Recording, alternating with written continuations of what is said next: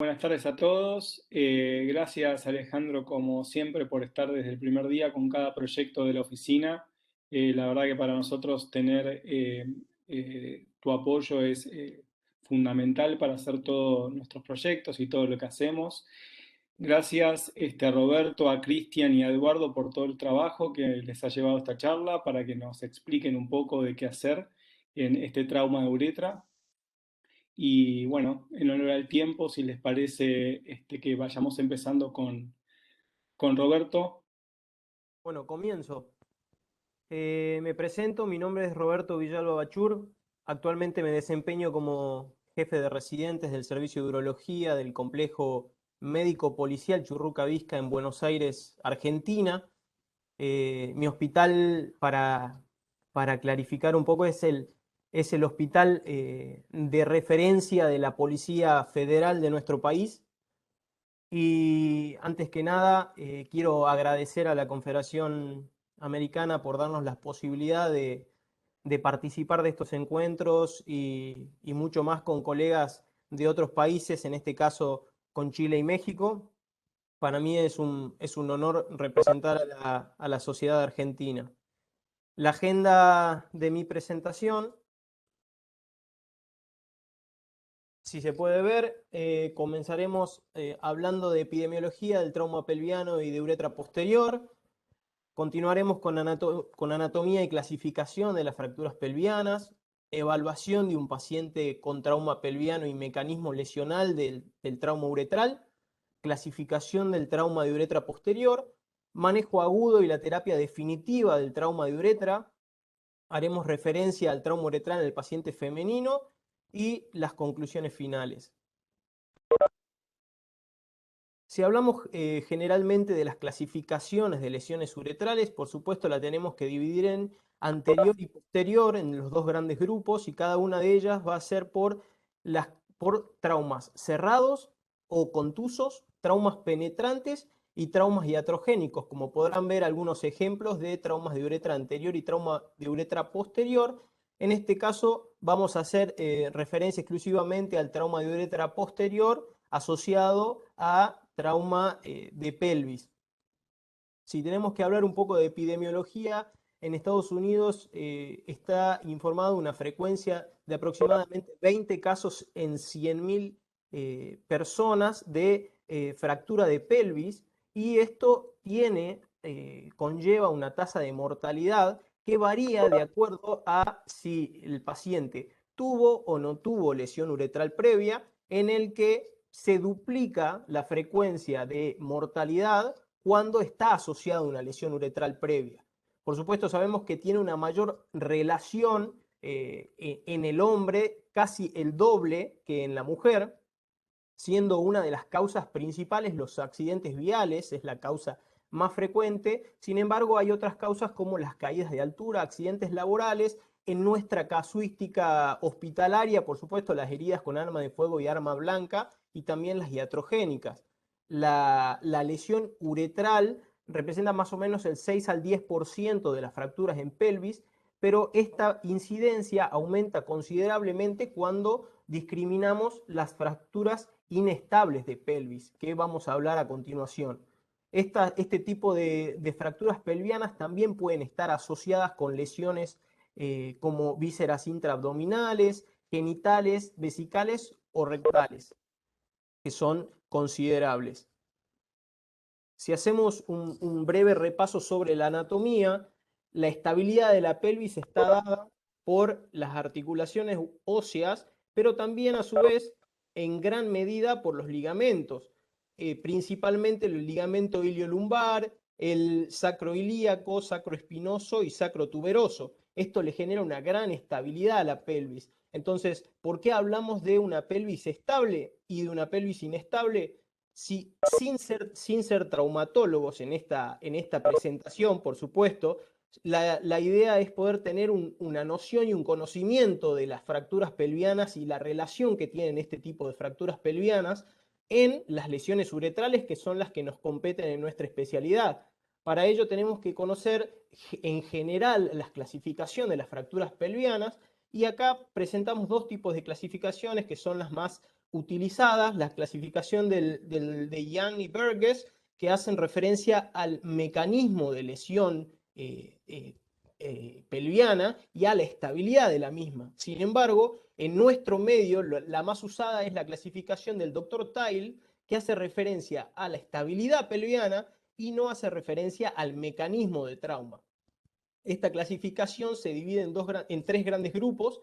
El tipo A, que es una lesión estable, que no compromete en principio las articulaciones y no genera un desplazamiento. A diferencia de la clasificación tipo B, en la que hay una inestabilidad rotacional o también se puede llamar una inestabilidad lateral con una estabilidad vertical, que vamos a hacer referencia a esto. Generalmente hay un compromiso en la inestabilidad lateral o rotacional, un compromiso principalmente del anillo anterior de la pelvis, como por ejemplo una lesión a libro abierto en la que se genera una diástasis del pubis y una compresión lateral que hasta puede llegar a haber una superposición pubiana. Vamos a verlo a continuación algunos ejemplos. Y por supuesto el grado C, que también está asociada a una inestabilidad vertical. Cuando hablamos de inestabilidad vertical, ya hay también un compromiso a predominio del anillo posterior de la articulación sacroilíaca. Bien, que por supuesto esta clasificación tipo C está asociada a una mayor tasa de morbimortalidad por lesiones vasculares principalmente. Entonces, acá podemos ver algunos ejemplos del tipo de inestabilidad vertical o lateral. En la imagen superior izquierda pueden ver una fractura del foramen sacro generando una inestabilidad vertical. En la inferior izquierda podemos ver una placa que evidencia una fractura iliopúbica generando una inestabilidad lateral y una leve superposición de las ramas pubianas. En la imagen medial, que es del mismo paciente, podemos evidenciar una tomografía con una fractura sacra izquierda asociada a una diástasis del pubis. Vamos a ver más adelante que esa diástasis del pubis también puede ser un factor que predisponga a una lesión uretral. Entonces, al haber una lesión con inestabilidad vertical y rotacional, la podemos clasificar como un tipo C y asociarla o que tenga una asociación bastante importante con una lesión genitourinaria. Por supuesto, en las imágenes derechas vemos el tratamiento de estas lesiones que en una primera instancia van a ser previas a nuestro tratamiento definitivo. Generalmente siempre somos la última escala terapéutica de este tipo de pacientes. Si comenzamos a evaluar un paciente por un trauma de pelvis, cuando nosotros sospechemos una lesión uretral, va a haber signos que nos hagan sospechar de la misma, como por ejemplo la sangre en el meato uretral, la uretrorragia, una fractura pelviana inestable que, como hablábamos, tiene una mayor asociación a el trauma uretral, la retención urinaria, un hematoma perineal o genital, como veíamos en las imágenes anteriores, y una dificultad o incapacidad de progresar el catéter uretral. Por supuesto, vamos a tener que hacer un examen físico en el cual el tacto rectal va a tomar un papel importante, no solo al detectar un ascenso prostático en el tacto, que eso nos haría pensar en alguna lesión, una sección completa de la próstata, que vamos a ver por qué se debe, sino más que nada toma mucha importancia en la detección de lesiones asociadas, en este caso una lesión rectal, que nos condicionaría a una terapéutica inmediata, por supuesto. Con respecto a los estudios complementarios, que son de mucha importancia en la evaluación, ya sea aguda o diferida de este tipo de pacientes, toman mucha importancia los estudios radioscópicos contrastados, como la uretrografía, el estudio endoscópico, la cistoscopía, que en estos últimos años, la cistoscopía flexible le ha dado enormes ventajas a esta patología. Y por supuesto, nombrar la ecografía y la resonancia magnética, que si bien son estudios que se pueden utilizar y tienen sus ventajas, a su vez también tienen sus desventajas. Más bien la ecografía nos permite predominantemente en una etapa diferida, poder evaluar el grado de fibrosis que pueden tener el cuerpo esponjoso y la resonancia que nos da, nos da imágenes de alta calidad, nos permite plantear una reconstrucción en 3 dimensiones y nos da mucha información. Sin embargo, en nuestro caso, en nuestro hospital, no lo utilizamos de rutina ninguno de ellos dos. No está escrito que sean estudios de sine qua non, ¿sí?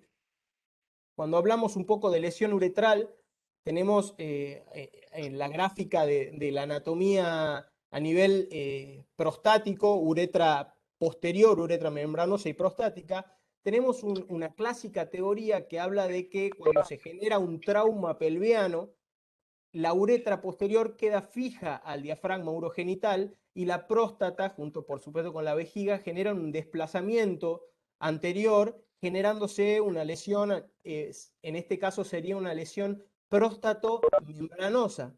Sin embargo, hay trabajos que han demostrado que también, y hay una alta frecuencia de lesión distal, sería distal al diafragma urogenital. Por ejemplo, el doctor Murayev, un neurólogo canadiense, presentó un trabajo muy interesante en el que evaluaron pacientes, eh, realizaron autopsias de pacientes que habían tenido un trauma pelviano con lesión uretral y detectaron que aproximadamente el 70% de estos pacientes evaluados tenían una lesión distal al esfínter externo.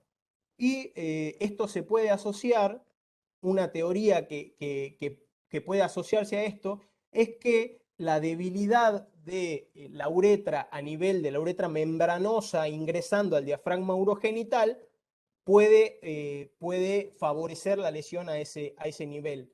Por otro lado, también hay otras teorías que hablan de la sección de las ramas iliopubianas que produce una tracción por parte de los ligamentos, como podrán ver en las imágenes inferiores, que generan una disrupción a nivel de la uretra prostática y a su vez también un desgarro, dependiendo el mecanismo lesional, que eso es lo importante y por eso le dábamos importancia a la clasificación de las lesiones pelvianas, porque repitiendo, sin llegar a ser traumatólogos y hablando con ellos, podemos identificar el grado de riesgo o el grado de lesión uretral que pueda llegar a tener un paciente. Por supuesto, esta última clasificación de lesiones está más asociada a lesiones de uretra prostática y o cuello vesical. Las clasificaciones de trauma de uretra posterior, el doctor Colapinto en 1977 presentó tres clasificaciones iniciales de la estenosis de uretra posterior. La clasificación tipo 1 hace referencia a una estenosis de uretra posterior sin disrupción, un estadio 2 en el que hay una sección parcial o completa de la uretra por encima del diafragma urogenital, y el estadio tipo 3 que compromete el diafragma urogenital. Sin embargo, el doctor Goldman en 1997 actualizó esta clasificación agregando 3 grados más, 4, 4A y 5, haciendo referencia al cuello vesical, en la que el tipo 4 lesiona el cuello vesical con extensión hacia la uretra.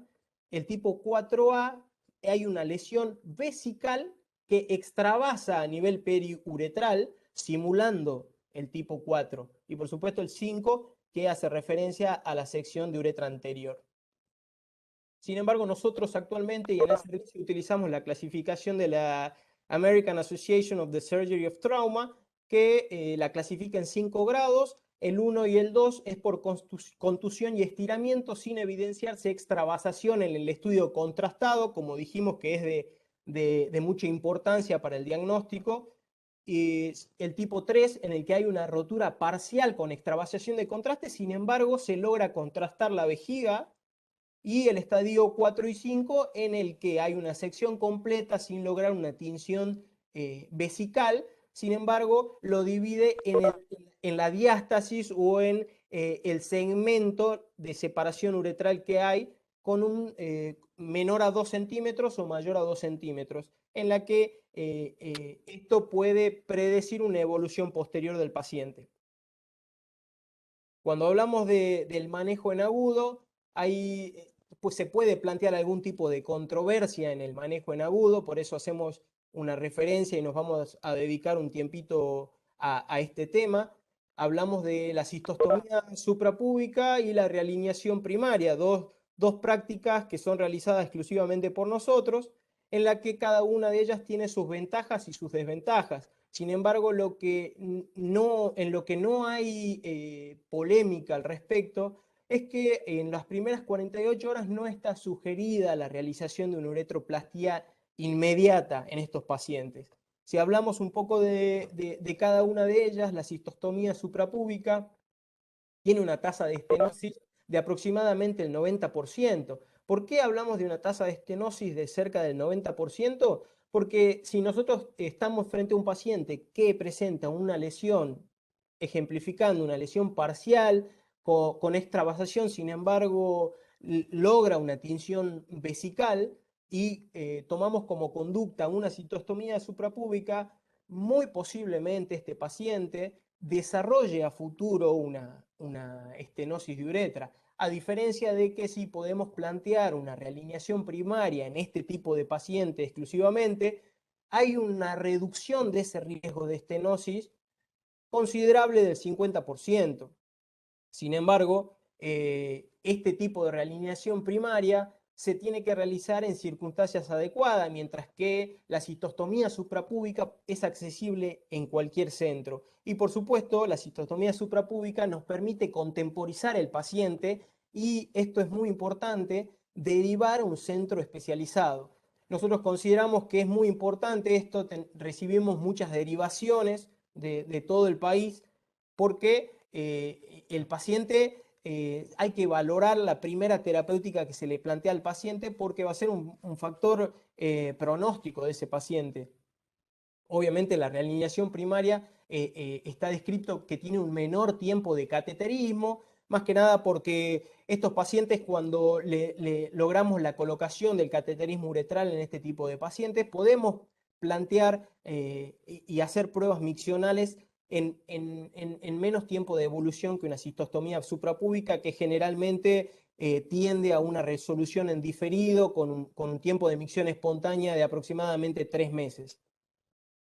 Cuando hablamos un poco de realineación primaria, que es un término que no estamos no lo utilizamos tan frecuentemente en nuestra práctica, es un procedimiento que generalmente, como dijimos, se trata de realizarlo y plantearlo en condiciones adecuadas, principalmente cuando el paciente está estable. Esto se puede hacer como un procedimiento independiente cuando el paciente se tiene que ir a quirófano para hacer algún procedimiento o en alguna sala de estudios. Obviamente no hace falta que se realice de forma inmediata al trauma, sin embargo se puede realizar hasta las 2 o 3 semanas post-trauma. No se recomienda de ninguna manera la realineación uretral abierta, más que nada por la tracción y la lesión a nivel del cuello vesical y del esfínter externo, y tampoco de ninguna manera realizar múltiples intentos de realineación, ni el ensañamiento terapéutico principalmente por la tracción a nivel del esfínter externo y del cuello vesical, por supuesto.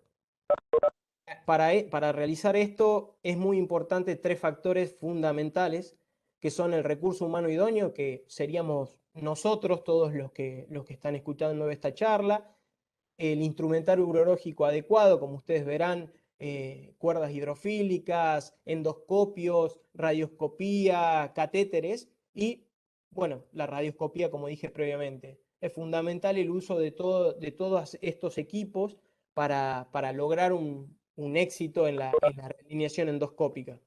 Si no se cuenta con todas las características, no está mal, hay que dejar totalmente claro que no está nada mal optar por una cistostomía subpúbica. Acá presentamos un análisis sistemático con un metaanálisis publicado en el 2019 por un grupo inglés, en el cual se evaluaron 461 artículos, de los cuales solamente 13 cumplieron los criterios de elegibilidad, de los cuales se evaluaron 414 realineaciones primarias y 308 citostomías. Como ustedes pueden ver en los Forex plot, se evaluaron las variables de tasa de estenosis, tasa de disfunción eréctil y tasa de incontinencia de orina. Y como conclusión se evidenció que la realineación primaria no fue superior a la cistostomía suprapúbica en cuanto a las tasas evaluadas, como podrán ver al final de cada Forex plot. Sin embargo, y esto es conocido ampliamente, son estudios de baja calidad, retrospectivos, aleatorizados y con elevada tasa de sesgos. Por eso solamente 13 trabajos cumplieron los criterios de elegibilidad. Por lo tanto, las variables que tenemos para considerar son el tipo de lesión, ya sea una lesión parcial o una lesión completa, el divorcio de cabos, la longitud que tiene cada cabo y si están en el mismo plano o están lateralizados o no, las lesiones asociadas del paciente, que eso es muy importante, como hablamos, y el estado del paciente. El estado general de ese paciente nos va a marcar cómo tendríamos que proceder. Si empezamos a hablar un poco de la resolución posterior, hablamos en principio de la uretroplastía temprana, que abarca de los 2 días, o sea, las 48 horas, a las 6 semanas. Esto tiene sus condiciones para poder llevarse a cabo, que son lesiones asociadas estables, un defecto uretral corto, un periné blando, eso es fundamental, como veíamos en las primeras imágenes de la presentación, cuando tenemos un paciente con un hematoma pelviano en alas de mariposa, no sería lo ideal.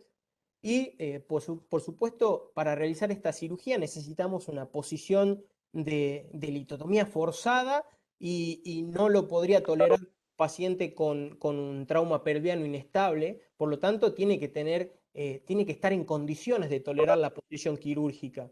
Y hay estudios que revelan resultados equivalentes a la uretroplastia diferida en cuanto a las variables previamente nombradas, que son la estenosis, la incontinencia y la disfunción sexual.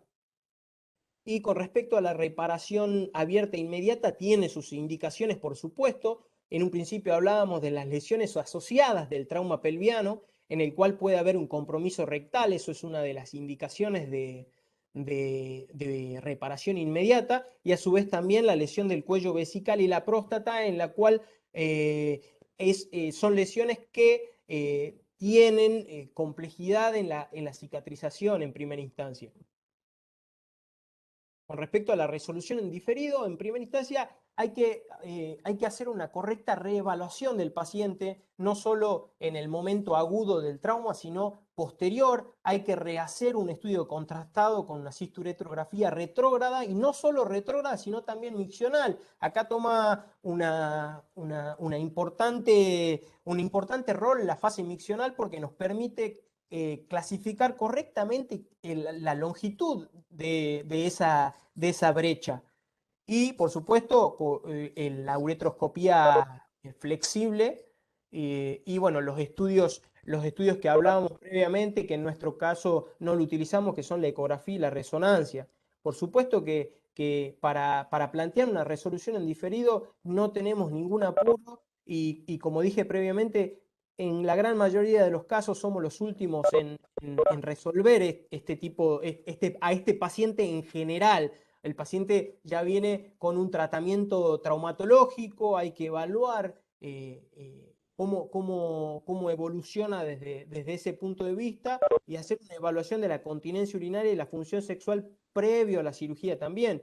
Obviamente que tiene una tasa de éxito alta, sigue siendo el gol estándar de aproximadamente el 90% y no debería afectar significativamente la función eréctil ni la continencia urinaria.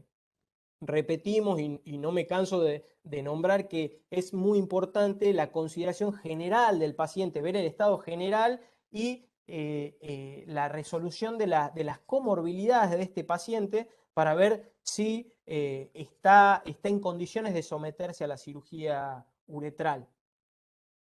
O, por supuesto, como hablábamos de la tasa de éxito de este paciente, para ello necesitamos un objetivo terapéutico. Si bien lo vamos a someter a una cirugía, el objetivo de esta cirugía sería una resección completa de la fibrosis y de la estenosis, conseguir cabos uretrales sanos y, por supuesto, una anastomosis sin tensión.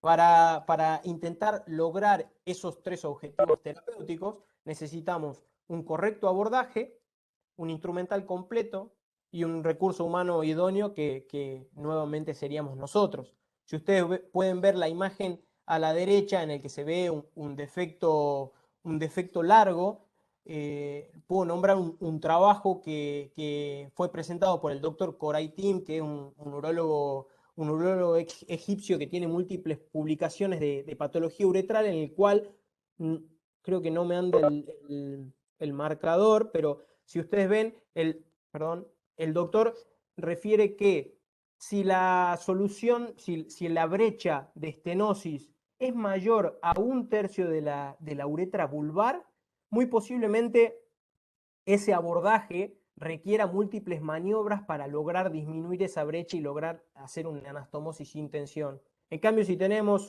una brecha más corta, que sea menor a un tercio de la uretra vulvar, muy posiblemente un abordaje con una buena liberación de la uretra no deberíamos tener ningún problema en lograr una anastomosis sin tensión. Roberto, queda un minuto de exposición.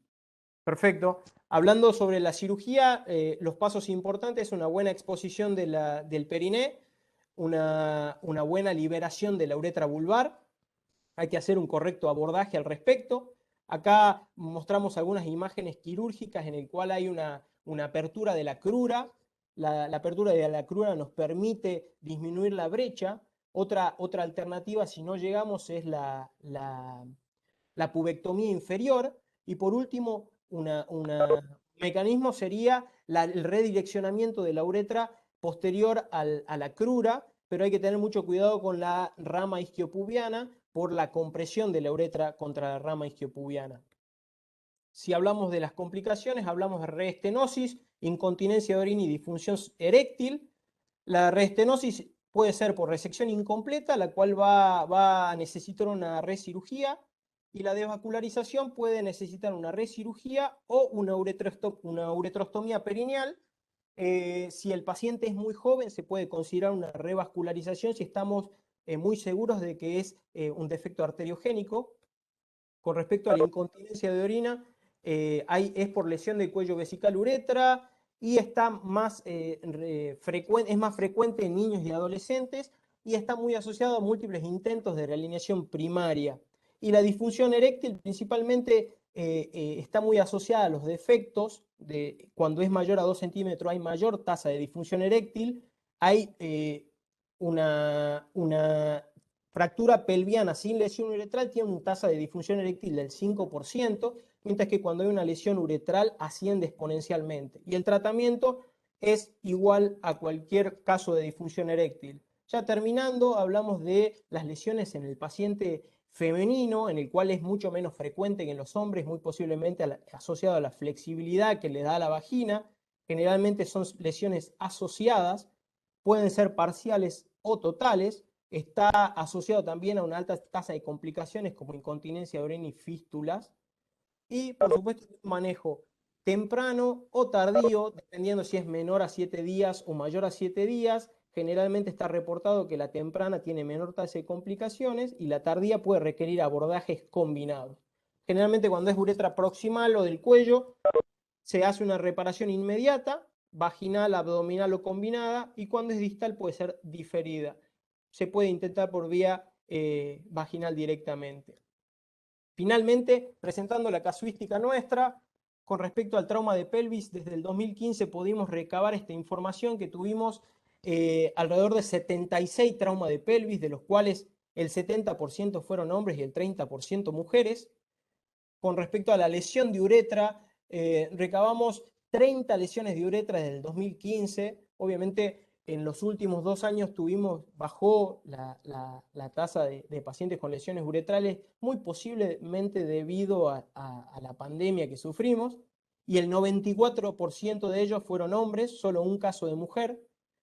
Derivación urinaria en agudo, el 67% se realizó cistostomía suprapúbica y el 33% realineación primaria.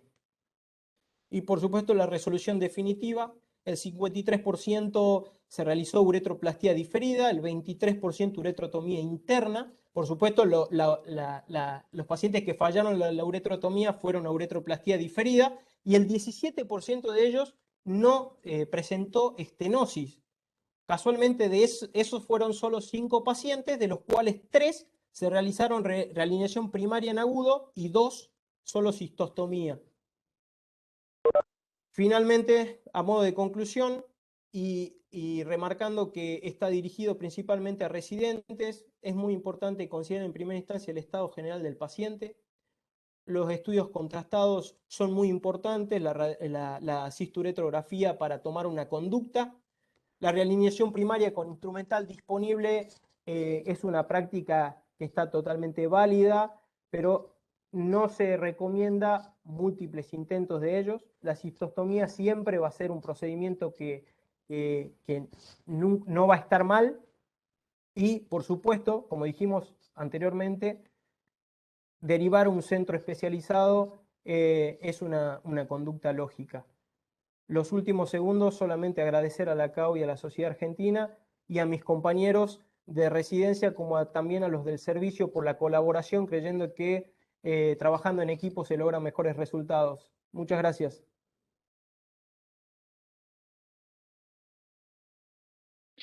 Bueno, muchas gracias, Roberto. Muy completo tu exposición, te felicito. Me gustó mucho que hayas dado la casuística que tienen en el hospital. 76 casos en 5 años, me parece que tiene una casuística para hablar de esto. Te felicito. Y nuevamente, en honor al tiempo, vamos con Cristian. ¿Les parece, Fernando, Maxi, Georgi? Sí, sí, como Roberto usó más tiempo, vamos a optimizar, pero darle también el tiempo a Cristian y a Jauregui, así que avanzamos. Sí, luego hacemos algunas conclusiones, va a durar obviamente un poquito más, pero creo que vale la pena. Así que muchas gracias, Roberto, muchas gracias. Seguimos. Muchas gracias, doctor. Bueno, me presento de nuevo, soy el doctor Cristian Allende, soy residente de tercer año de urología por el Hospital Parroquial de San Bernardo. También rotamos en el Hospital Militar de Santiago, en una especialidad impartida por la Universidad de los Andes en Santiago de Chile.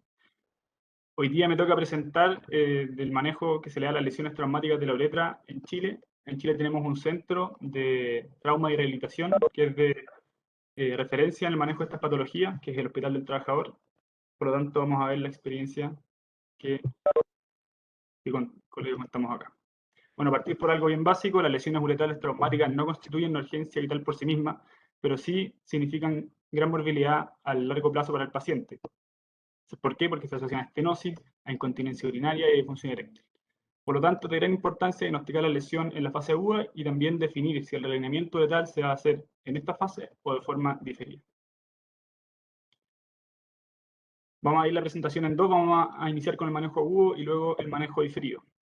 En general, el primer enfrentamiento con estos pacientes suele ser un llamado a teleurgencia por una uretrorragia o por la imposibilidad de pasar una sonda Foley. ¿Qué es lo que tenemos que considerar? Primero, el mecanismo del trauma, si fue, por ejemplo, un trauma de alta energía o una caída de altura, un accidente automovilístico. Luego tenemos que ver si el paciente está estable o inestable, que va a determinar qué tipo de manejo vamos a realizar. Tenemos que buscar lesiones asociadas, por ejemplo, puede haber un abdomen agudo o una fractura de pelvis. Y por último, evaluar si el paciente tiene uretrorragia y si tiene micción espontánea. Entonces, iniciando por lo primero, el mecanismo del trauma. Ya lo habló el doctor en la presentación anterior. Habitualmente nos enfrentamos a pacientes que han tenido traumas cerrados. La lesión clásica asociada a la fractura de pelvis es la disrupción vulvomembranosa de la uretra posterior. Y también tenemos la lesión de la uretra vulvar producida por la caída horcajada, en la que la uretra se atriciona entre la sínfisis del pubis y un objeto contuso. Menos frecuente, pero también hay que mencionarlo. Tenemos traumas que son penetrantes, traumas asociados a las fracturas de pene en un 20% de los casos, y también asociados a cuerpos extraños. Luego, evaluamos si nuestro paciente está estable o está inestable. Si nuestro paciente está estable, tenemos que evaluar si tiene o no micción espontánea. En el caso de que tenga micción espontánea, tenemos que evaluar si tiene o no hematuria, puede ser macrohematuria o microhematuria, y si está presente, hacemos un estudio con una tomografía axial computada y una cistografía. Si no tiene hematuria, lo mantenemos en observación. Y en el caso de que el paciente no logre micción espontánea, lo examinamos y vemos el meato. Si hay sangre en el meato, nos vamos directamente a hacer una uretrografía retrógrada, y si no hay sangre, intentamos con mucho juicio y mucho cuidado intentar instalar una sonda Foley. En el caso de que sea exitoso, evaluamos si hay una hematuria, y si es que hay alguna dificultad, lo más conveniente es desistir e ir a una uretrografía retrógrada. El objetivo principal del manejo en agudo es el drenaje urinario precoz, y este puede obtenerse de dos maneras principalmente. Una es con un rellenamiento uretral en agudo, que puede lograrse mediante una sonda uretral bajo rayo, puede hacerse de manera endoscópica con un cistoscopio flexible, por ejemplo, o puede hacerse de manera abierta. Y la otra opción es simplemente instalar una cistostomía para derivar la orina y manejar la lesión de forma diferida. Y para tomar la mejor decisión para el paciente que tenemos frente a nosotros, hay que hacer una adecuada uretrografía retrógrada. Este es el examen clave y nos ayuda a diagnosticar el sitio de la lesión y si está presente o no.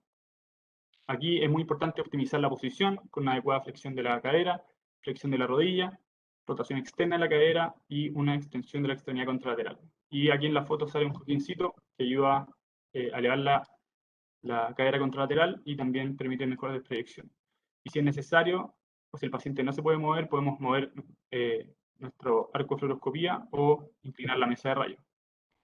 En este caso tenemos una uretrocistografía en un paciente en el que se ve una fuga de contraste a nivel de la uretra posterior, pero vemos también un paso filiforme de contraste hacia la vejiga. Por lo tanto, en este caso hablamos de una lesión parcial. ¿Qué se hace en el Hospital del Trabajador con esta imagen? Se intenta suavemente, bajo rayos, de instalar una sonda Foley, y ante la más mínima dificultad, si no es exitoso, simplemente se instala una cistostomía y se deja evolucionar la lesión para repararla de manera diferida. En este otro caso, tenemos el sitio de extravasación también en la uretra posterior, pero no hay paso de contraste a la vejiga, así que asumimos de que es una lesión completa. Y en este caso instalamos simplemente una cistostomía y manejamos de manera diferida. Y en el caso de que el paciente vaya a una laparotomía exploradora, podemos aprovechar de hacer una intubación anterior. No siempre que el paciente está estable significa que vamos a poder hacer adecuadamente nuestra uretrografía retrógrada en nuestra mesa de rayos. A veces el paciente viene inmovilizado con una sábana, o por ejemplo ya tiene los fijadores externos instalados, por lo tanto vamos a tener que adecuarnos y hacer la uretrografía en pabellón. Y según los hallazgos, sea completa o parcial, vamos a instalar una sonda Foley o pondremos una cistostomía según sea el caso. Pero siempre primero fijar la pelvis. Otras opciones, existe también, ya lo conversó en su presentación anterior, existe también el rellenamiento uretral endoscópico. ¿Cuándo se puede hacer? En general se hace apenas sea conveniente. Eso significa que puede ser dentro de las primeras 48 horas, pero incluso hasta 2 semanas post-accidente. La tasa de intubación exitosa va a variar según quien la reporte, va entre un 70 a un 93%, y el paciente va a quedar con sonda entre 3 a 8 semanas. Sin embargo, en el Hospital del Trabajador no se realiza el rellenamiento uretral endoscópico, ya que se asocia a varios problemas. Hay una alta tasa de estenosis, lo que significa que los pacientes van a quedar con procedimientos adicionales para su resolución, que suelen ser múltiples, y esto es oportunidad para producir iatrogenia, por ejemplo, falsas vías, estenosis en otras zonas de la uretra, e incluso también extender la fibrosis original. Además, se ha visto en esta serie del Dr. Tauch de que el tiempo hasta la resolución definitiva es 122 meses para los pacientes que han sido realineados endoscópicamente, mientras que los que se han manejado con una cistostomía y una cirugía diferida es tan solo 6 meses en promedio. Hay gente que postula también de que ante una recidivia la uretroplastía sería de menor complejidad quirúrgica. Sin embargo, hay evidencia que muestra que los tiempos operatorios son similares y también la extensión de las lesiones no son menores. Y también hay que mencionar el realineamiento uretral abierto, que como dijimos, se puede hacer en pacientes que van a ser sometidos a la laparotomía. Y lo recomendado en este caso es no explorar el hematoma ni secar el espacio retropúbico, porque se asocia a altas tasas de incontinencia y disfunción eréctil. Hay algunos pacientes que van a estar dinámicamente estables, pero que de todas maneras conviene explorarlos inmediatamente. Por ejemplo, en este primer caso tenemos un gran hematoma pelviano con una sección completa de la uretra, y el hematoma está desplazando la vejiga y produciendo una distracción de los cabos uretrales. Por lo tanto, eso se va a traducir en una fibrosis muy extensa y que va a ser prácticamente imposible reparar con una uretroplastía terminal. Por lo tanto, aquí sí está indicado el rellenamiento primario. También si tenemos presencia de lesiones rectales o vaginales, hay que repararlas porque estamos en riesgo de hacer sepsis pelviana. Cuando tenemos lesiones del cuello vesical, la continencia urinaria futura puede quedar dependiente exclusivamente del esfínter interno, por lo tanto hay que repararla. Y también cuando tenemos lesiones de la articulación sacroiliaca, como en esta imagen de esta tomografía. ¿Por qué? Porque puede producirse una denervación del cuello vesical por lesión del plexo sacro, y eso significa que a pesar de una adecuada cistostomía, el paciente puede seguir teniendo fuga de orina por su lesión uretral y por lo tanto hay que hacer un rellenamiento primario. En el caso de que el paciente esté inestable, no hay tiempo para realizar una evaluación en la urgencia, no hay tiempo para hacer una radiografía en nuestra mesa de rayos, el paciente va a tener que ser atendido en el pabellón, es decir, en el quirófano. La prioridad obviamente la van a tener las lesiones más graves y habitualmente la evaluación de la urinaria se va a adaptar al tratamiento quirúrgico que hagan otros equipos. Por ejemplo, si el paciente va a una laparotomía exploradora, podemos intentar, es una buena oportunidad para hacer un cateterismo anterógrado o simplemente una cistostomía. Y si hay una fractura de pelvis, luego de que se hayan fijado la pelvis, nosotros podemos con nuestro arco en C hacer una fase retrógrada y determinar las características de la lesión y dar el manejo que mencionamos anteriormente. También hay que considerar que no todos los centros disponen de urólogos siempre, o a veces el personal no está capacitado para realizar la uretrografía, por lo tanto en esos casos se recomienda simplemente instalar una cistostomía. Ahora vamos a hablar del manejo diferido. Vamos a hablarlo separado entre las lesiones de la uretra anterior y de la uretra posterior. De la uretra anterior, el estudio que vamos a dar al paciente 3 semanas después de haber presentado la lesión va a depender de qué se hizo en la fase UVA. Si se logró una intubación uretral, vamos a hacer una pericateterografía en búsqueda si es que hay extravasación persistente de contraste. Si es así, mantenemos la sonda por una semana más y lo podemos volver a intentar. Y en el caso de que el paciente haya recibido una cistostomía, hacemos una uretrocistografía combinada. Aquí tenemos la fase retrógrada en la primera imagen. Vemos que hay un stop a nivel de la uretra vulvar. Aquí tenemos una fase anterior en la que vemos que está indemne el esfínter interno. Y luego en la última imagen vemos la uretra prostática que está indemne, la uretra membranosa, y podemos determinar la longitud del defecto. Una vez que hemos determinado la extensión de la lesión, hay que ver qué manejo se le puede ofrecer. Si es que la lesión está obliterada, no hay muchas opciones, simplemente hacer una uretroplastía terminal. Y en el caso de que la lesión no esté obliterada, dependería de la extensión de la misma. Si es que es menor a 1 centímetro, podemos ofrecer una uretrotomía interna, pero pensando que estamos en un ambiente de mucha fibrosis, un ambiente traumático, por lo tanto, la probabilidad de éxito es baja, y sobre todo si hay una recidiva. Y en el caso de una recidiva, hay que ofrecer una uretroplastía terminal, es decir, una anastomosis terminal. Y las lesiones que son más extensas se puede también asociar a uso de injertos ventrales dorsales según la calidad del cuerpo esponjoso. Bueno, ahora vamos a hablar de la lesión de la uretra posterior. Hay que mantener una alta sospecha en las fracturas de pelvis con uretrorragia. Estos pacientes son con traumas de alta energía, por lo tanto son politraumatizados, son pacientes graves.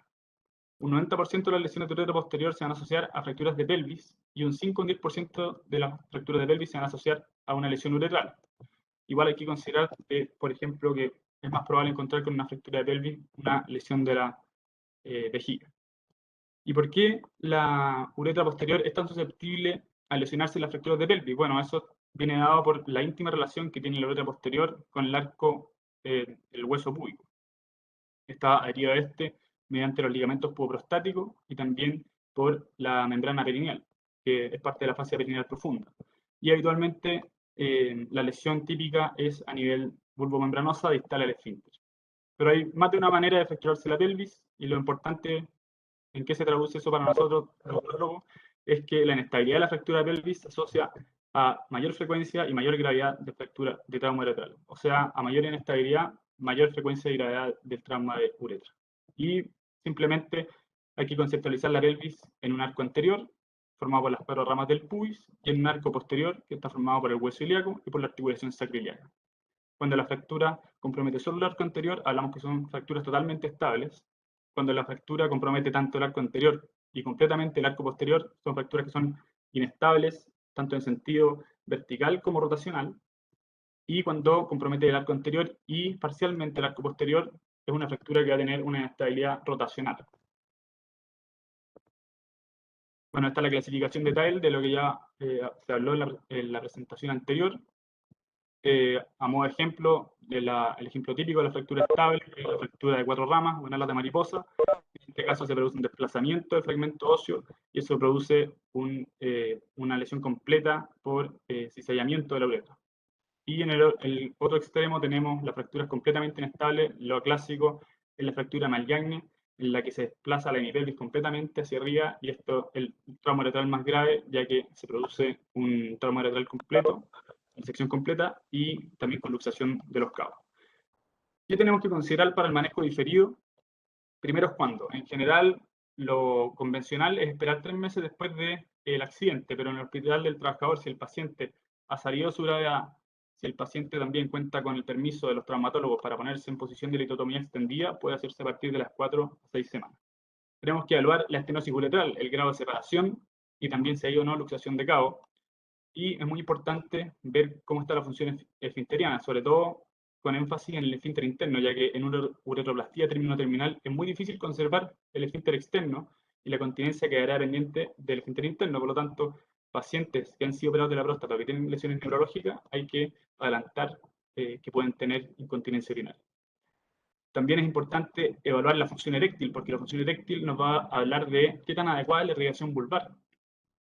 Y eso obviamente se traduce en mayor éxito de la anastomosis uretral. Aquí hay que recordar que la uretra anterior tiene irrigación tanto anterógrada, dada por la arteria vulvar, que puede lesionarse en la uretroplastía terminoterminal, y tiene también una irrigación retrógrada que está dada por la arteria dorsal del pene, la cavernosa y la uretral. Por lo tanto, se puede prescindir de alguno de los dos sistemas y la uretra puede mantener su irrigación. Aquí tenemos la lesión en agudo. En la primera imagen vemos que es una lesión completa, no hay paso de contraste hacia la vejiga, y luego 2 a 3 semanas después, en la primera imagen, vemos una fase anterógrada, que el cuello vesical está indemne, es decir, el esfínter está funcional, que es muy importante.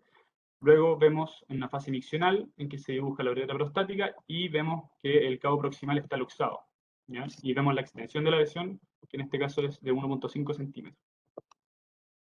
Luego hay que preguntarnos si el paciente conserva sus erecciones o no. En el caso de que no conserve las erecciones, vamos a sospechar de que hay un daño a la irrigación por el trauma, es decir, una insuficiencia arterial. Y puede ser de que no contemos con la irrigación retrógrada.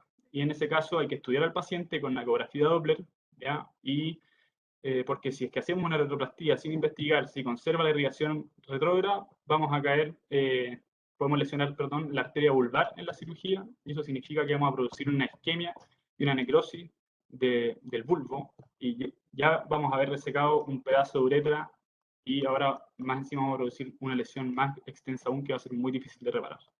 Entonces, en el hospital del trabajador se realiza, en el caso de que no haya erecciones, una ecografía Doppler, y si es que está alterada, se hace una revascularización peniana por parte del equipo de cirugía vascular, y en general se hace con un bypass entre la epigástrica inferior y la dorsal del pene. Y luego, de manera diferida, 2 o 3 meses después, se hace la uretroplastía terminoterminal. Si conserva las erecciones, podemos pasar directamente a la uretroplastía terminoterminal, que suele ser una cirugía de gran dificultad, donde hay fibrosis extensa, puede haber luxación de los cabos, que también lo hace más complejo, y habitualmente no se logra preservar el esfínter externo. Por lo tanto, en estos pacientes, esto hay que repetirlo, si es que no está indemne el esfínter interno, hay que adelantarse que el paciente va a tener incontinencia y va a requerir de manera diferida la instalación de un esfínter urinario artificial. Bueno, estas son las cosas básicas de una uretroplastía terminoterminal posterior. Hay que extirpar toda la fibrosis, o si no estamos en riesgo de que fracase. La anastomosis tiene que ser entre mucosa sana y sin tensión, y eso es muy importante porque acá estamos tratando segmentos de la uretra que vamos a resecar y va a quedar un defecto. Por lo tanto, hay varias maniobras que se pueden hacer para lograr que la anastomosis quede sin tensión. En general, con las 2 primeras, con la movilización del bulbo uretral y con una apertura del septum intercavernoso, es suficiente para que la anastomosis sea sin tensión.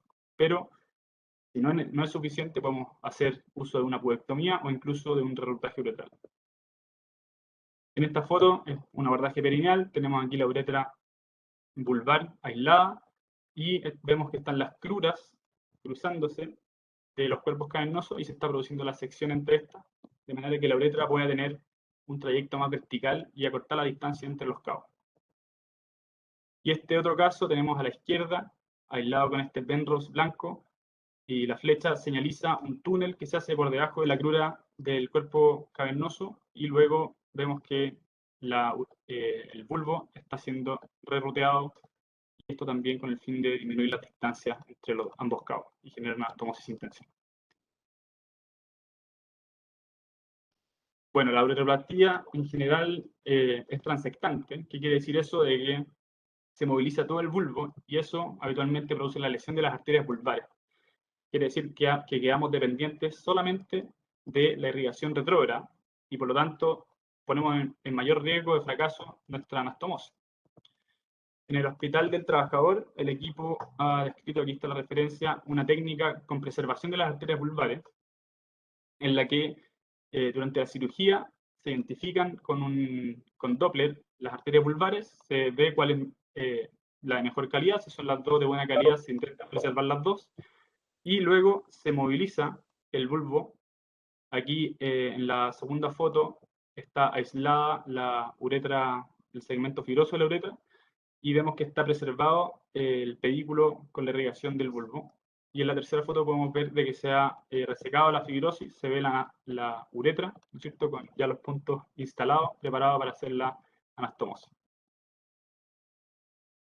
Bueno, por último, terminar diciendo de que existen casos complejos, por ejemplo, pacientes que tienen segmentos largos de estenosis, o pacientes que han sido reoperados, pacientes en los que se ha asociado la lesión a fístulas, o pacientes menores de edad, y en estos casos hay que evaluarlo, valga la redundancia, caso a caso, y hay que definir el manejo, ojalá, que sea hecho por algún subespecialista y en algún centro especializado. Bueno, en conclusión, hay que mantener un índice de sospecha elevado. El diagnóstico agudo es muy importante para evitar las complicaciones a largo plazo que van a producir el sufrimiento de los pacientes. El alineamiento endoscópico no está exento de problemas, tiene una tasa de estenosis elevada, esos pacientes van a tener múltiples procedimientos, que muchas veces son en pabellón o pueden ser dilataciones dolorosas, y eso finalmente produce un retraso en la cura final, ¿ya? Y también la complejidad quirúrgica, en el caso ya de haber logrado un realineamiento endoscópico, es similar y no ha demostrado beneficio. La instalación de una cistostomía y la ureteroplastía diferida tiene alta tasa de éxito, va a curar a los pacientes en menos tiempo y van a lograr nuestros pacientes una mejor calidad de vida. Y por último, terminar mencionando que la ureteroplastía terminal con preservación del pedículo vulvar mejora nuestras chances de tener una buena anastomosis con una irrigación adecuada. Muchas gracias. Quería aprovechar también de mostrarles, está acá en la foto a la izquierda, es mi universidad, la Universidad de los Andes, ubicada en la comuna de Las Condes. Y arriba tenemos el Hospital Militar de Santiago, donde hacemos la mitad de nuestras rotaciones urológicas, y abajo tenemos el Hospital Parroquial de San Bernardo, ubicado en la comuna de San Bernardo, donde hacemos también gran parte de nuestro entrenamiento. Muchas gracias por su tiempo y gracias también por la oportunidad de presentar acá.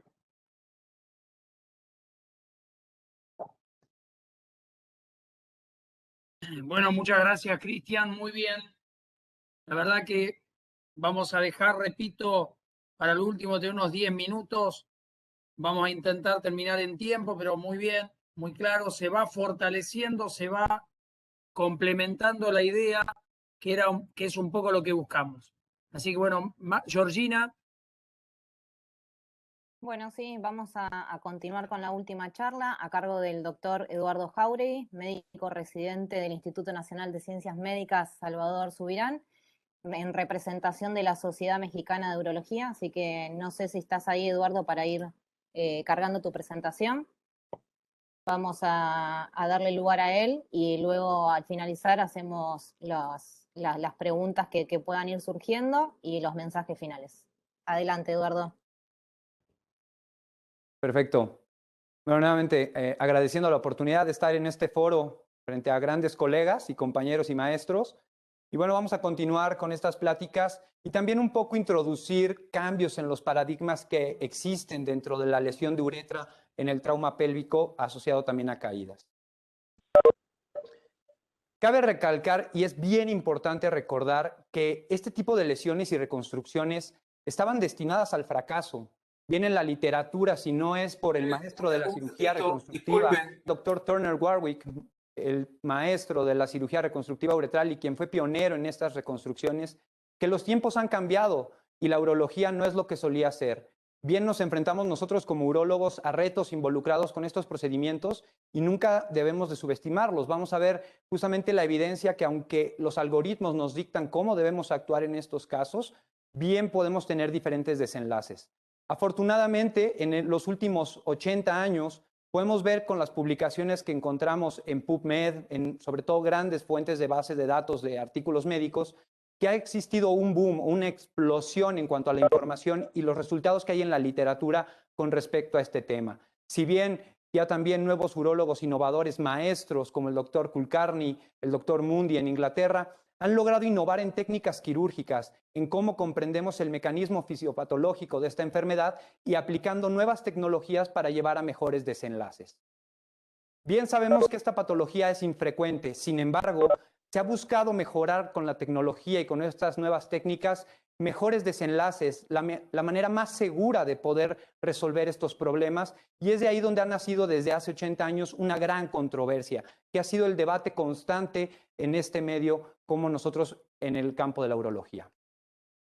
Sabemos que es un largo camino de complicaciones asociado sobre todo a la reestenosis, a los síntomas asociados a esta misma estenosis, la incontinencia urinaria como un desenlace fatídico cuando el paciente no tiene una reconstrucción adecuada, el hecho de tener una disfunción eréctil que sobre todo en una población que es joven, que es productiva o sexualmente activa, puede tener un gran impacto en el aspecto psicosocial y obviamente también en costos de salud y obviamente morbilidad, el tener o presentar cuadros de infecciones urinarias de repetición. Sabemos que la incidencia global se nos hablaba que era prácticamente, afortunadamente, baja, si lo queremos ver de esta manera, un 4% dentro del panorama del trauma genitourinario. Podemos ver múltiples series estadounidenses, europeas, y donde vemos que el mecanismo siempre será de alto impacto. En la mayoría de los países industrializados sabemos que son choques automovilísticos, pero no siempre es así. Generalmente en países como Latinoamérica, dentro del mismo México, sabemos que puede estar asociado a atropellamientos, caídas desde bicicleta o otro tipo de mecanismos, incluso en el trabajo o fracturas pélvicas por caídas. No debemos olvidar que se trata de un paciente politraumatizado y donde vamos a englobar el tratamiento dentro de todo el concepto que viene siendo el manejo del paciente en trauma. Ya en México, respectivamente, podemos ver que la epidemiología se asocia a lo que se reporta mundialmente entre un 70% asociado a accidentes automovilísticos, al atropellamiento o a choques o volcaduras. Sin embargo, vemos que en cuanto a la etiología traumática en centros de referencia, vemos que se encuentra entre el 6 y el 10% y la población, como vemos, es una población joven, entre el 26 y 52 años, con predominio en hombres con respecto a lo que encontramos en mujeres. En cuanto al mecanismo de lesión uretral, ha sido difícil cambiar estos paradigmas, sobre todo porque incluso en la literatura encontramos que siempre se menciona la lesión a la unión membranoprostática. Sin embargo, ya se ha mencionado que lesiones, sobre todo distales a este esfínter, es lo que más prevalece en los estudios. Hasta el 75% en este estudio de un colega, el doctor Joshi, colega, el doctor Kulkarni, mencionaban y justamente buscaban quitar este mito que existe entre que las lesiones realmente se suelen preservar del complejo esfintérico y se dan más bien al nivel de la unión bulbomembranosa. Se hablaron de signos clínicos clásicos como la sangre en el meato uretral, la dificultad para miccionar, la distensión vesical o el cuadro de retención aguda de orina. Sin embargo, no podemos fiarnos nosotros de estos, ya que pueden presentarse incluso con un retraso en el manejo agudo del paciente o incluso no tener una incidencia realmente en el contexto de trauma. Ya bien también en estudios de autopsia se ha logrado demostrar que estas lesiones hasta en el 90% de los casos se deben en este punto crítico en la porción vulvar proximal. Sabemos que existen múltiples clasificaciones de grado de lesión uretral, también aquellas asociadas a traumatismos ortopédicos. Sin embargo, ¿qué quiero también que nos quedemos con una idea? Estas clasificaciones son estáticas y sabemos que el daño realmente es dinámico. No hay un impacto cuando hemos querido ver en la literatura si esto tiene una repercusión en la toma de decisiones urológicas y realmente no se ha encontrado una asociación. Son más descriptivas de lo que realmente se aplican en la vida diaria y vamos a ver que tenemos otras herramientas de las cuales podemos nosotros echar mano.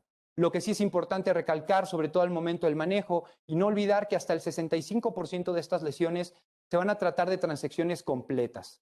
Y por el contrario, el 35% transecciones parciales o de menor grado. De la misma manera, sobre todo quizás recalcar que la clasificación ortopédica, distinguir dos grupos muy importantes, la pelvis estable y la pelvis inestable.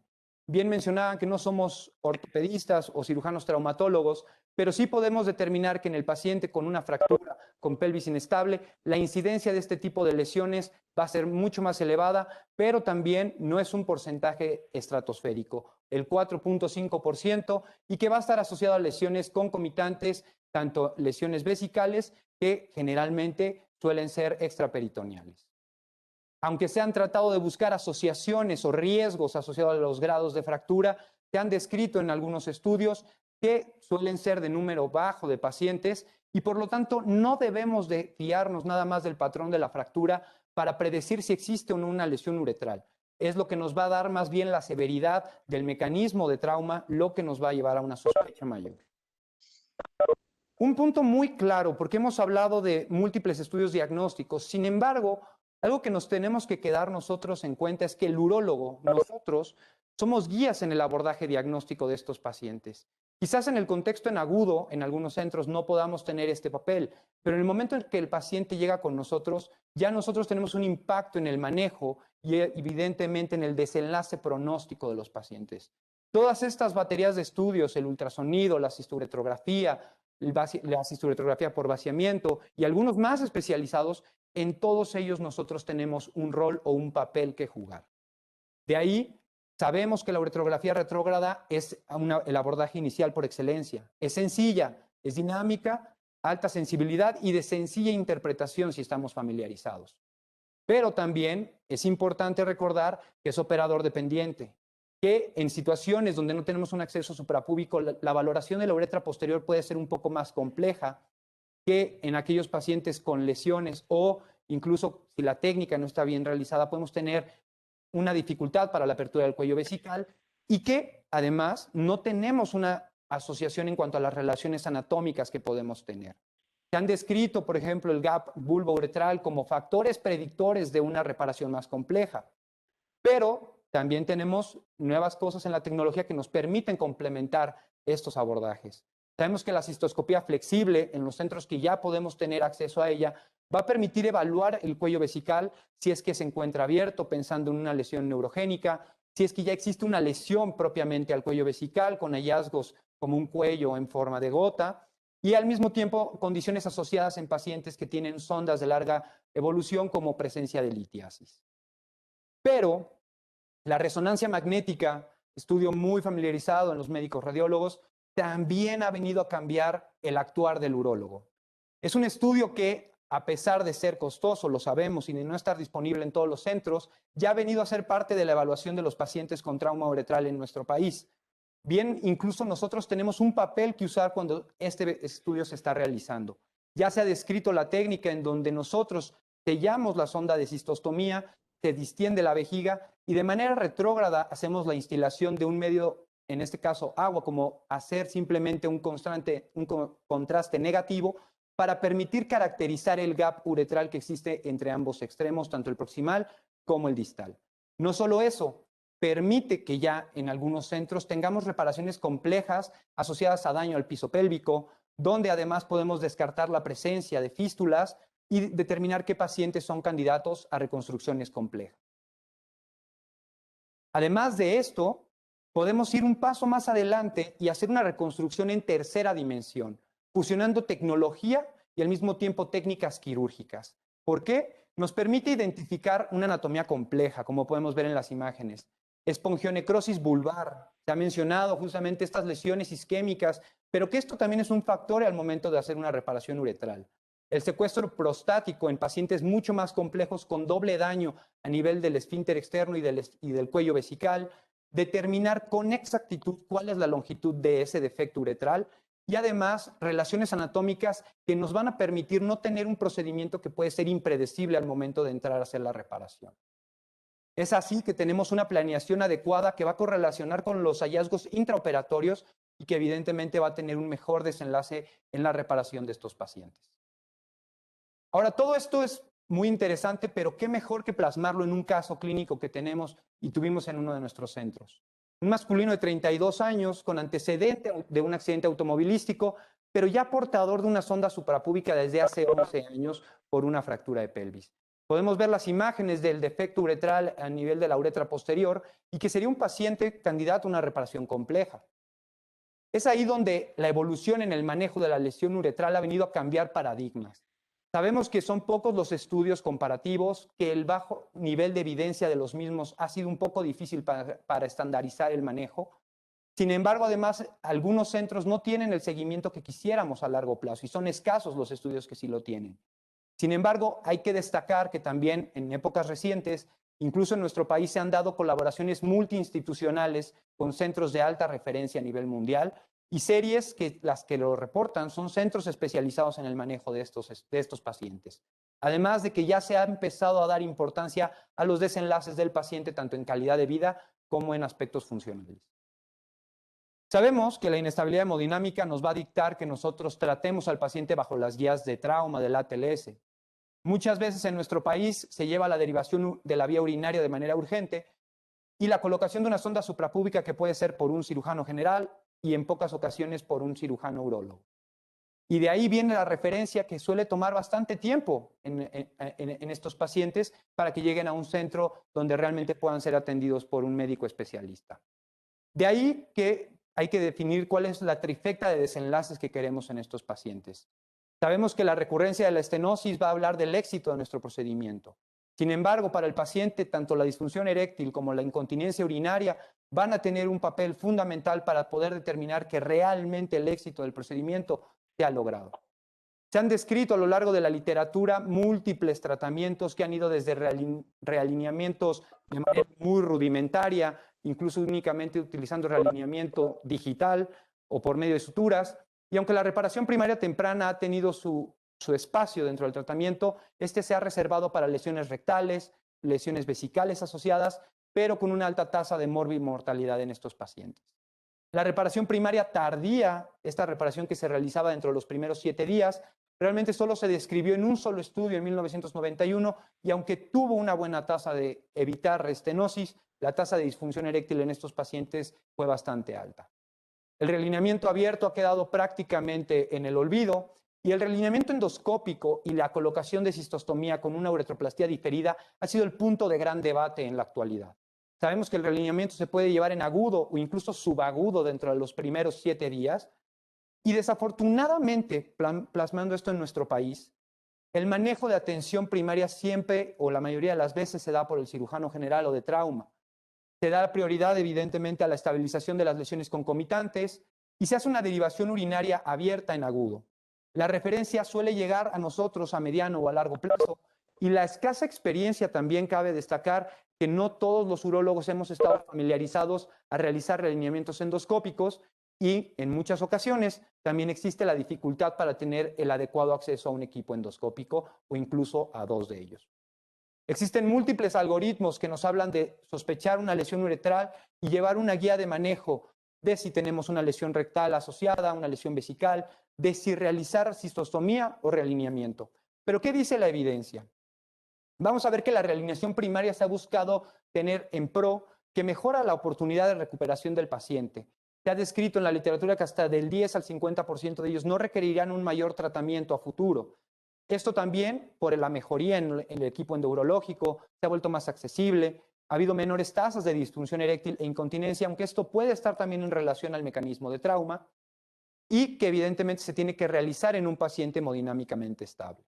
Realizado dentro de las primeras horas posteriores al trauma, y existe la controversia, sobre todo con cirujanos de trauma, donde idealmente se busca no dejar una cistostomía que pudiera comprometer este material de fijación externa o fijación interna, aunque ya hay estudios en la literatura que francamente demuestran que no es así.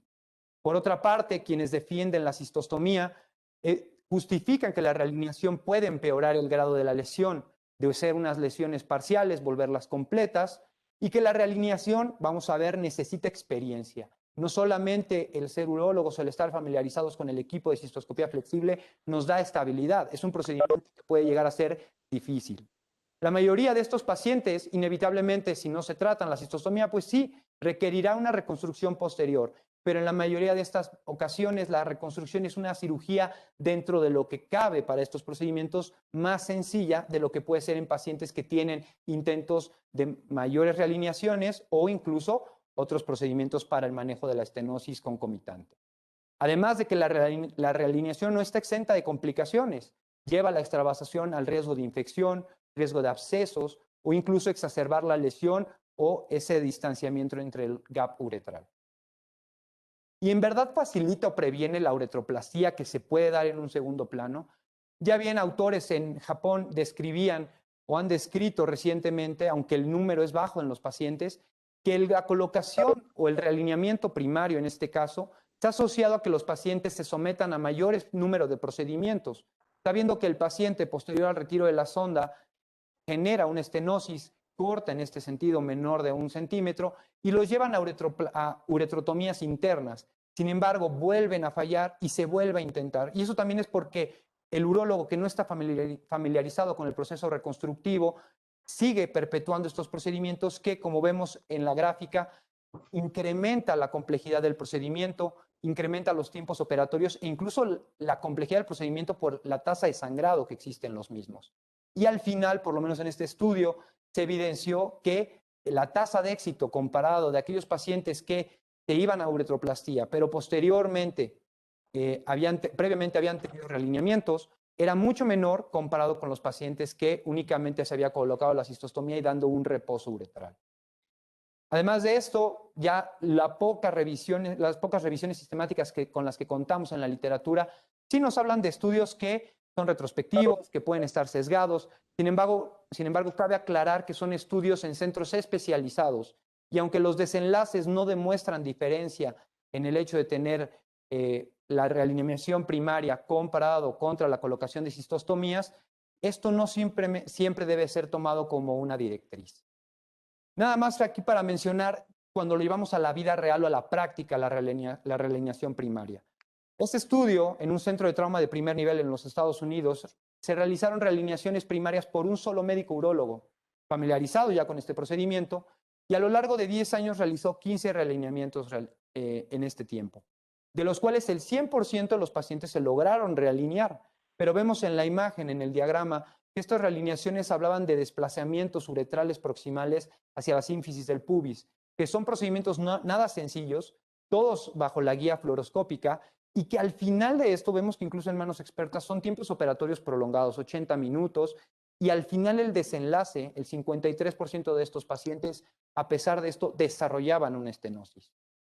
Ahora, ¿qué sucede cuando esto lo llevamos ahora a un centro donde no es un solo urólogo, son médicos urólogos residentes, adscritos, y vemos igual un centro de trauma de primer nivel con las mismas características de acceso a material, tanto guía fluoroscópica y realizado dentro de los primeros días, pero aquí incluso tenemos fallas en el realineamiento. ¿Y por qué? Porque incluso se realizaban sin tener el acceso suprapúbico. Y aquí es a donde vamos a recalcar que en estos pacientes, a pesar de alinearlos, hasta el 80% de ellos desarrollaban una estenosis posterior. Y además de esto, poder predecir que muchos de ellos, hasta un 20%, iban a meritar maniobras auxiliares extras. Es por ello que si vamos a realizar una realineación primaria, debemos contar con un estudio con todos los equipos disponibles. 2 ureteroscopios flexibles, 2 pantallas, 2 dilatadores, guías y todo un equipo especializado. Si no, no estará mal visto y nunca debemos de satanizar el uso de una cistostomía que nos va a permitir un drenaje percutáneo. Pero sin olvidar que la colocación de una cistostomía en otras manos también puede llevar complicaciones y dificultades técnicas, como podemos ver en esta imagen, cuando se colocan fuera de la línea media o en situaciones más superiores dentro del abdomen. En cuanto a la disfunción eréctil, afortunadamente tenemos nuevas técnicas que nos permiten evaluar a estos pacientes. Bien, dentro del protocolo de estos pacientes utilizamos el ultrasonido Doppler para valorar la función eréctil de estos pacientes y saber si cuentan o no con una disfunción eréctil arteriogénica. De ahí podemos distinguir a los pacientes que ameritarán reconstrucciones por medio de técnicas preservadoras de arterias vulvares o incluso procedimientos de revascularización tanto endovasculares como con uso de injertos vasculares autólogos, con buenas tasas de éxito de hasta el 82% de permeabilidad vascular a 3 años y donde el paciente mejora la disfunción eréctil hasta en un 75%. Ahora, es un procedimiento impredecible. La realidad es que si nosotros planeamos adecuadamente de la manera preoperatoria a estos pacientes, esto será crucial para los desenlaces exitosos. La valoración objetiva de estos desenlaces, por ejemplo, la función eréctil y el dominio del procedimiento y las maniobras auxiliares podrán determinar, sobre todo en estos pacientes que no son nada raros en nuestro medio, con defectos uretrales mayores a 2 centímetros, con fibrosis extensa, con asociación a fístulas o extravasaciones o daños extensos con involucros del cuello vesical, poder llevar a un mejor desenlace. Bien, incluso se han descrito nuevos factores de riesgo que pueden llevar a estos pacientes a mayores complicaciones y a pesar de esto poder tener buenos desenlaces. Aquí, continuando con nuestro caso, un paciente que después de que vimos la lesión que tenía, se llevó a una uretroplastía a los 3 meses posterior al trauma, se realizó el abordaje transperineal en una sola fase, se hace justamente esta excisión del tejido fibrocicatricial que es fundamental para la reparación, de ahí muchas de las tasas de éxito se ven afectadas por este rubro, y que dentro de los adyuvantes para llevar una anastomosis libre de tensión, vemos que hasta el 36% de los casos la suelen presentar, a diferencia de lo que vamos a ver que se presenta en primer mundo. Además, algo que se ha ido cambiando la creencia al momento de las reparaciones es la posición. Y es que esto es fundamental al momento de la reparación. La posición de dorsolitotomía forzada ha ido cambiando hacia ser únicamente una dorsolitotomía simple, y eso también para prevenir complicaciones ya de tipo neurológico o incluso del carácter muscular en estos pacientes que pueden llevar a desenlaces todavía más complejos. Y unas imágenes del caso donde vemos la liberación de la uretra vulvar para poder llevar una adecuada longitud al momento de la reparación, la apertura de la crura para poder también permitir el reposo de la uretra y posteriormente la pubectomía inferior que se realizó en este paciente para poder lograr una anastomosis libre de tensión. E incluso, aquí importante mencionar esto, y esto ya es literatura de centros más especializados, sin embargo es parecido a lo que podemos encontrar en nuestros países, donde desafortunadamente al ser manejados por cirujanos generales, vemos que solamente el 19% de los pacientes son llevados a realineamiento, comparado contra lo que se pueden ver en países de primer mundo. Pero sobre todo lo más importante es que estos pacientes en países donde no son atendidos por urólogos de primera instancia, la prevalencia de lesiones complejas es mucho más alta, hasta en un 85% vemos aquí en la India, y que esto es lo que va a tener un impacto en el tratamiento de los pacientes. Y que sobre todo, incluso muchos de estos pacientes llegan con nosotros ya tratados previamente por otro urólogo, y esto al final lleva a una tasa de éxito más inferior de lo que veríamos en otros lugares donde no se realiza esto. Eduardo, te queda 1 minuto. Entonces, nada más recalcar que la evaluación clínica va a ser fundamental para poder llegar a desenlaces por arriba del 80-90%, y que incluso algo que estamos haciendo en nuestro país actualmente también es valorar el uso del ácido tranexámico para prevenir o disminuir el riesgo de sangrados. Ya en el seguimiento posoperatorio de nuestro paciente vemos que se realizó la uretrografía con vaciamiento y también la cisturectografía miccional con una adecuada apertura y que con una tasa libre de estenosis bastante buena reportado con la literatura e incluso uroflujometrías que demuestran la tasa de éxito de este procedimiento. Vemos que la cistostomía y la uretroplastía son el mejor tratamiento que podemos ofrecer dentro de nuestro medio y que la realineación primaria endoscópica estará reservada únicamente a centros donde tengamos todos los recursos para llevarla. Nada más, nunca olvidar la lesión uretral en mujeres, que afortunadamente es mucho menos frecuente que en los hombres, pero donde la reparación primaria anastomótica va a tener una mayor prevalencia por la importancia de las lesiones asociadas que pueden existir y que generalmente suelen ser de mayor grado. Por eso, nada más como puntos claves, tener que el manejo inicial siempre va a estar enfocado a estabilizar al paciente, que la evaluación diagnóstica va a estar dirigida por nosotros y que no está mal dejar el reposo uretral y la colocación de una sonda de cistostomía. Considerar que el manejo definitivo es la uretroplastía y siempre tener una planeación adecuada de estos pacientes. Nada más recordar que en México ya tenemos el primer centro de cirugía reconstructiva uretral a cargo del doctor Eric Alejandro Ramírez, de nuestros maestros el doctor Porfirio Diamán López, donde se han hecho ya 993 casos resueltos de uretroplastías y dentro de los cuales un poco más de 200 casos asociados a trauma o fractura de pelvis se han llevado a un desenlace exitoso. Gracias.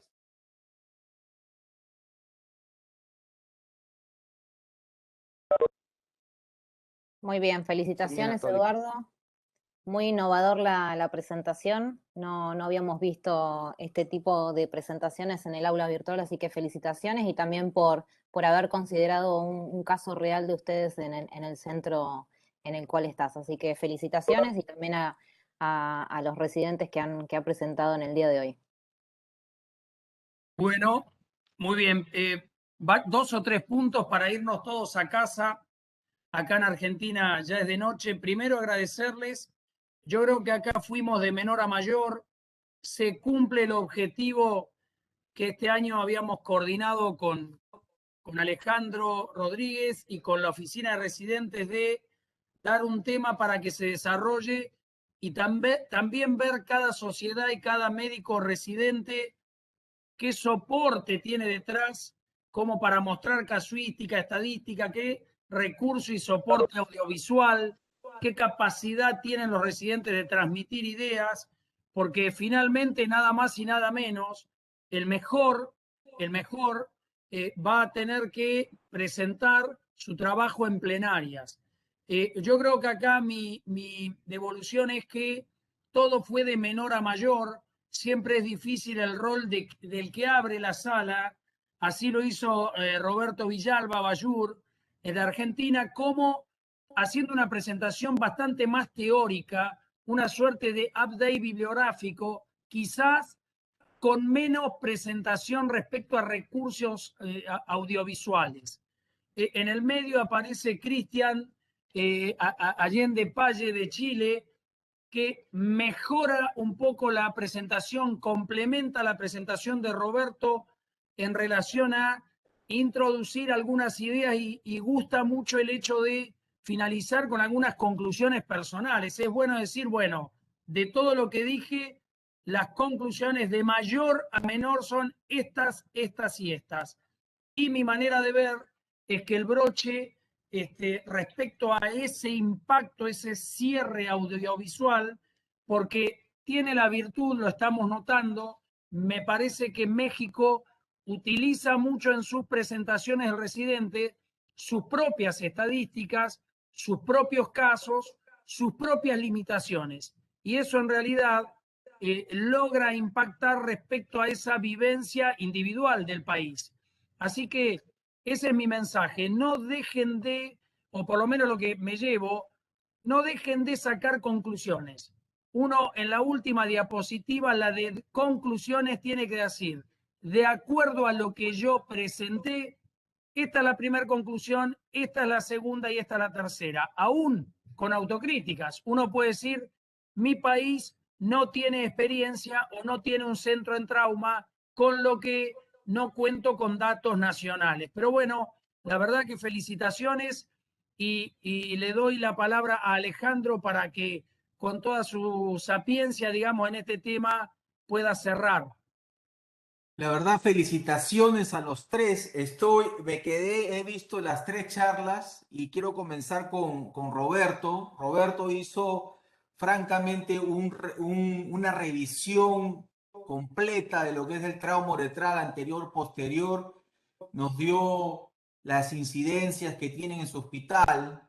Me gustó mucho la explicación, especialmente para los residentes, de lo que es las clasificaciones de las fracturas de pelvis y cuál se debe utilizar. Y la verdad que estuvo muy completa. En cuanto a Cristian Allende, pues definitivamente Cristian también tiene la ventaja que tiene a un chileno ahí que es experto en uretra. Citó todos los artículos de Reinaldo Gómez que le conozco en trauma uretral. Y lo que me gustó de Cristian fue que él incidió diferente a Roberto, puso mucho la preservación de arterias vulvares, ¿no? Algo pues que Reinaldo mucho hace y seguro que lo ha esparcido por todo Chile y Latinoamérica también a nivel mundial y dejó eso bien claro, ¿no? Y por último, Eduardo, pues desde la presentación, te digo, pareces Declan Murphy. Declan Murphy es el que hace así las presentaciones, en la cual sale parado, hace al costado el PowerPoint, la tecnología completa. Y pues definitivamente pues uno pues se impresiona cuando ve la presentación. Pero es no solamente eso, el contenido de Eduardo fue buenísimo porque engranó lo que es el debate de siempre. Realineamiento temprano o inmediato versus la cistostomía y reparo término terminal posterior, y dejó en claro que definitivamente tienes que tener experiencia en esos dos lados, cuáles son los pros y los contras de uno, cuáles son los pros y los contras de otro. Dejó entrever que pues tienes que tener mucho equipamiento, mucha experiencia con el reglamiento, si no es un fracaso, hasta series de 70% de estenosis, y dejó en claro pues que el reparo término terminal es el que tiene menos grado de estenosis al final, y también tienes que tener mucha experiencia en cirugía uretral. Mi pregunta para los tres, y comenzando por Argentina, después Chile y después México, y capaz algunos ya lo respondieron. Tengo dos preguntas. Uno, ¿cuál es el método de reparo de un trauma uretral por una fractura, una lesión uretral con trauma uretral completo a nivel de la unión retrovulvar membranosa?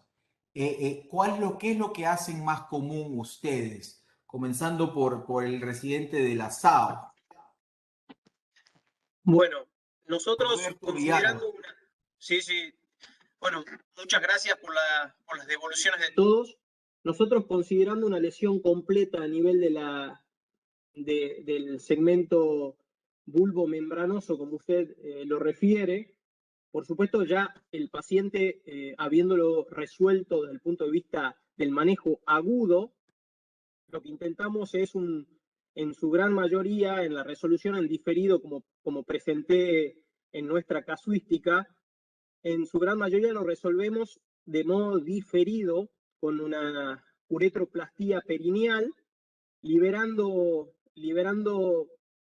creo que una estrategia es la primera, liberando correctamente y ampliamente la uretra vulvar para lograr una buena disminución de la brecha. ¿Sí? Creo que es fundamental la longitud de la brecha en la evaluación preoperatoria para tomar una conducta definitiva. Entonces, todos acaban con cistostomía en tu caso, o una sonda suprapúbica. En realidad, yo le estaba contestando con la resolución en diferido. Si nosotros hacemos una realineación primaria, bien, después hay que hacer una evaluación posterior para la resolución definitiva.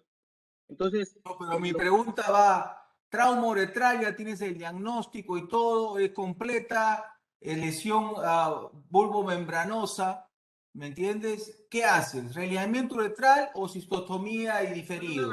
Perdón, le había interpretado la resolución en diferido, disculpe. En su hospital, ¿qué hace? Bien, lo que primero intentamos en los últimos 2 años es intentar una realineación primaria. Ok, listo. Y para el residente Cristian Allende de Chile. Doctor, bueno, muchas gracias a todos de nuevo por los comentarios. Bueno, también decir que me hubiera gustado citar nuestras series, pero por una cosa de tiempo no cabía en la presentación, y es un tema bien extenso hablar de caída horcajada y también de asociado a fractura de piel. Lo que se hace en nuestro centro es que no se hace realineamiento endoscópico, ya por las razones que yo mencioné en la presentación. En el fondo, muchas veces se termina transformando una lesión aguda en una lesión crónica con realineamiento endoscópico, y los pacientes quedan dando vueltas en dilataciones, pueden producirse. Entonces, ¿qué hace? ¿Qué hace? Dígame. Entonces lo que hacemos es intentar un realineamiento con una sonda uretral bajo rayo, y si no es exitoso, simplemente una cistostomía. Y de manera diferida, si el paciente ya está estable, a las 4 a 6 semanas se puede hacer la uretroplastía término terminal. y que, como usted mismo mencionó, se intenta siempre preservar las arterias vulvares. Y ese es el manejo Entonces, que... también el primer paso es tratar de realinearlo. Y en el caso de México, Eduardo Jauregui. Gracias, doctor. Realmente en nuestro centro lo que se hace es recibimos al paciente, es un centro de referencia, de ahí que el paciente ya tiene cistostomía. Eso es lo que más vemos, es cistostomía y ya de manera diferida se realiza la uretroplastía bulbomembranosa secuencial, como se ha sido descrita desde el doctor Webster, y lo que hemos visto es que son reparaciones complejas. El 30% ha meritado la separación de la crura, 10% se hace el rerouting crural de la uretra y en un 2% se ha tenido que hacer el abordaje abdominoperineal. Excelente. Entonces, ahora la siguiente pregunta es, todos los pacientes, con ese mismo caso, todos los pacientes recibieron cistostomía. El de la SAO, el doctor Roberto Villalba, ¿cuándo le hace usted la anastomosis término-terminal? No escucho, no se escucha. Tenemos un tiempo promedio de 12 a 14 semanas después de la resolución, doctor. 3 meses, listo. ¿Y el doctor de Chile, Cristian Allende? Se hace, si el paciente ya está resuelto de su complicación y ya está estable, se hace a partir de las 4 a 6 semanas. En general, al primer mes ya es una estable. Depende, hay que ir caso a caso, pero se intenta hacerlo más precoz que diferido como es tradicionalmente. Muy bien. ¿Y de México, Eduardo Jauregui? Sí, generalmente es a los 3 meses o incluso antes si es que la movilidad del paciente permite que ya se pueda posicionar para el procedimiento quirúrgico. Así es. Y lo tradicional es usualmente a los 3 meses, pero ahora último se está haciendo lo que está diciendo Cristian, tratando de hacerlo antes para liberarlo de una sonda de cistostomía y hay últimos estudios, algunos estudios publicados también por Reinaldo. Excelente la experiencia de los tres, los felicito, bien completas las charlas y pues esto está grabado y los jurados van a calificarlos. Los felicito a todos, Fernando, te felicito, Georgina y también Falconi y Paesano, excelente trabajo con esta oficina de residentes y urólogos jóvenes.